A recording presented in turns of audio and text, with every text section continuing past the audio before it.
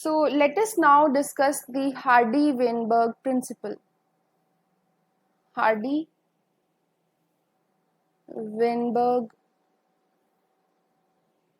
law or principle. So this law was given by two scientists, एक थे Hardy और एक थे वेनबर्ग. हार्डी जो थे वो ब्रिटिश मैथमेटिशियन थे, ब्रिटिश मैथमेटिशियन,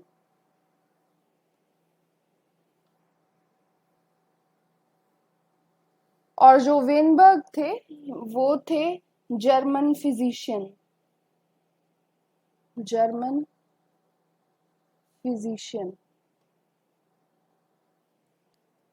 तो इन दोनों ने इंडिपेंडेंटली 1908 में डिस्कवर किया एक रूल जिससे कि वो अलीलिक फ्रीक्वेंसी और जीनोटाइप की फ्रीक्वेंसी को रिलेट कर पाते. यानी they discovered the relation between the genotype frequency and the allele frequency of a particular population, and that population was Mendelian population only. तो मेंडेलियन पॉपुलेशन पे इन्होंने काम किया था, मतलब ऐसी पॉपुलेशन जिसके इंडिविजुअल्स वो मेंडेलियन रेशोज को फॉलो करते थे.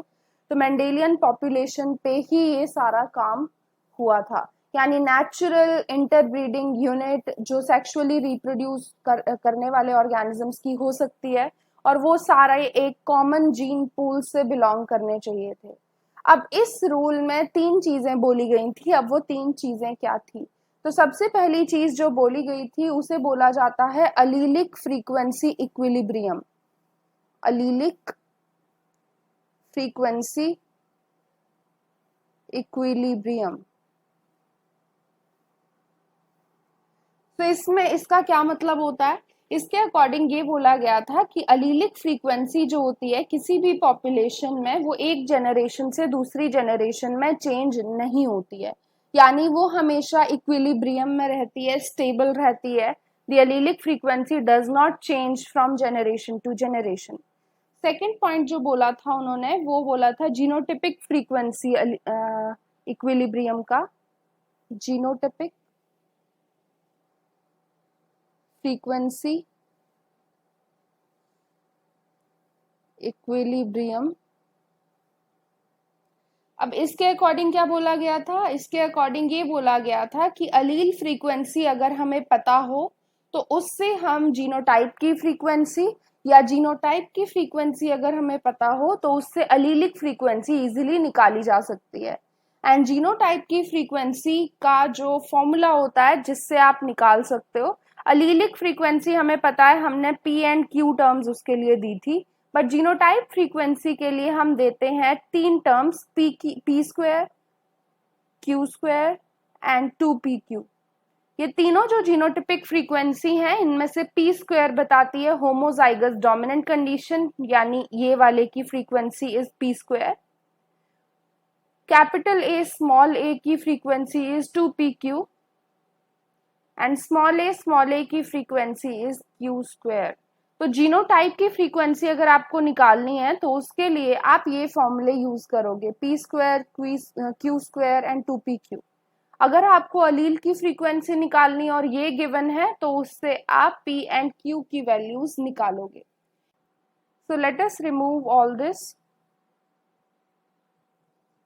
Now, what are the formulas which are used in Hardy-Weinberg equilibrium process, and how to calculate the genotype and the allelic frequencies? तो ये हम पहले भी पढ़ चुके हैं कि जो भी रिलेशन होता है उसे बोलते हैं P square plus Q square plus 2pq. तो ये जो वैल्यू होती है हमेशा 1 के इक्वल होती है, या फिर इसे लिख सकते हैं p प्लस क्यू का whole square is equal to 1. This is the Hardy-Weinberg principle. इसी को हम हार्डी-वेनबर्ग प्रिंसिपल बोलते हैं. हार्डी-वेनबर्ग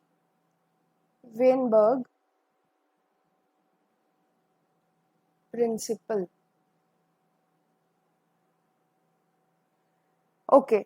तो ये जो सारी वैल्यूज हैं ये सब आप पता लगा सकते हो. जब भी आपको कुछ भी चीज गिवन होगी तो उससे इजीली आप पता लगा लोगे.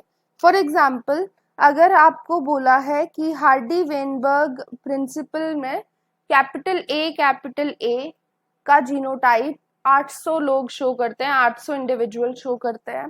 कैपिटल ए स्मॉल ए का जीनोटाइप 185 इंडिविजुअल शो करते हैं and small a genotype 15 individual show करते हैं। तो इसके लिए हम किस तरीके से P या Q निकालेंगे, तो हार्डी-वेनबर्ग इक्विलिब्रियम के फॉर्मूले यूज करके देखते हैं। तो अगर आपको P निकालना है यानी फ्रीक्वेंसी ऑफ कैपिटल A निकालनी है तो वो होती है P के बराबर, और P के लिए हमने फॉर्मूला पढ़ा था 2 इंटू क्या करेंगे, कैपिटल A से मल्टीप्लाई यानी 800 प्लस उसके बाद हम ऐड कर देंगे उसमें हेट्रोजाइगस वाली value 185 divided by total number of individuals. तो इनको ऐड करोगे, total number of individuals data से आपको पता चल जाएगा, और अगर नहीं गिवन है तो आप देख सकते हो कि यहाँ हम करते हैं 2 into total number of individuals. Total number of individuals हैं 1000, तो यहाँ से 2 इंटू 1000 कर देंगे तो 2000 बन जाएगा। इससे जब आप P की वैल्यू निकालोगे तो वो आएगी 0.8925। अब Q को निकालने के लिए आप क्या कर सकते हो, P plus q is equal to 1 होता है, तो Q निकालने के लिए हो जाएगा 1 माइनस P यानी 1 माइनस 0.8925 वाली वैल्यू, यानी Q की वैल्यू आ जाएगी 0.1075 के आसपास। तो Q की वैल्यू आपको पता चल गई, Q ये है, पता चल गया। P जो है वो भी आपको पता चल गया कि ये वैल्यू उसकी आई है, तो P एंड Q आपका निकल गया। अब आपको अगर मान लेते हैं कि इस टाइप का क्वेश्चन आए जिसके अंदर ये तो आपको दे रखा है P एंड Q वैल्यूज, आपको ये निकालना है, तो उसके लिए आप क्या करोगे, उसके लिए आप फॉर्मूला पुट करोगे। मैं यहाँ इरेज करके दिखाती हूँ। तो उसके लिए हम फॉर्मूला अपनाएंगे कैपिटल ए निकालने के लिए P स्क्वायर का formula, capital A small A calculate करने के लिए 2PQ का formula and small A calculate करने के लिए Q स्क्वायर का फॉर्मूला।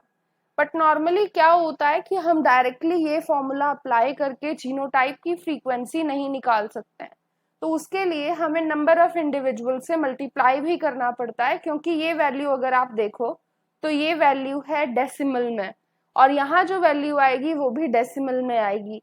बट ऐसा पॉसिबल नहीं होगा, तो हम ज्यादातर क्या करते हैं कि जब भी हम जीनोटाइप की फ्रीक्वेंसी निकालनी होती है तो ये फॉर्मूले के साथ साथ हम टोटल नंबर ऑफ इंडिविजुअल से मल्टीप्लाई कर देते हैं, तो इन 2000 कर देंगे।